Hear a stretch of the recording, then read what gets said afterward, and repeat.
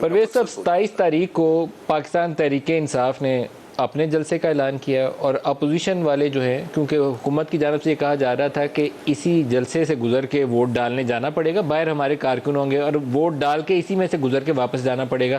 تو اب اپوزیشن والے بھی کوشش کر رہے ہیں کہ 23 مارچ کو ان کے قافلے نکلیں گے تو وہ بھی یہاں 27-28 کو یہی موجود ہوں گے، تاکہ اگر حکومت دباؤ ڈالے تو اپوزیشن کی بھی طاقت وہیں پہ موجود ہو. تو کیا سیناریو بنتا نظر آتا ہے، کیا ہوگا 27-28 مارچ کو اسلام آباد میں؟ دیکھیں ہمارا جو خود جو ہم رہے، میں اور شجاعت صاحب تھرو آؤٹ پولیٹیکل اسٹرگل میں، تو خود میں نے دیکھا ہے، اپنی نظروں سے دیکھا ہے کہ حکومتیں کبھی یہ کام نہیں کرتی. اس کا الٹیمیٹلی سارے کا سارا نقصان حکومت کا ہوتا ہے. بھٹو صاحب کے زمانے میں اتنے جلوس ہم نے نکالے تھے قومی اتحاد نے، تو بالکل پیپلز پارٹی نے بالکل کوئی جلوس نہیں نکالا.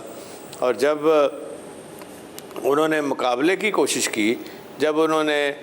وہاں پہ ایک سلسلہ جو ہے وہ انہوں نے شروع کیا، تو اس وقت یقین کریں کہ ان کو پھر آخری جو دن تھے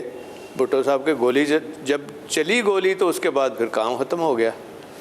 تو میرا کہنے کا مقصد یہ ہے کہ آپ بڑی خطرناک مثال دیا آپ نے. یہ وہ موقع تھا جس وقت جنرل ضیاء الحق نے وہ پی این اے کی تحریک کے زوروں کے اوپر پھر ماشاء اللہ لگا دیا تھا.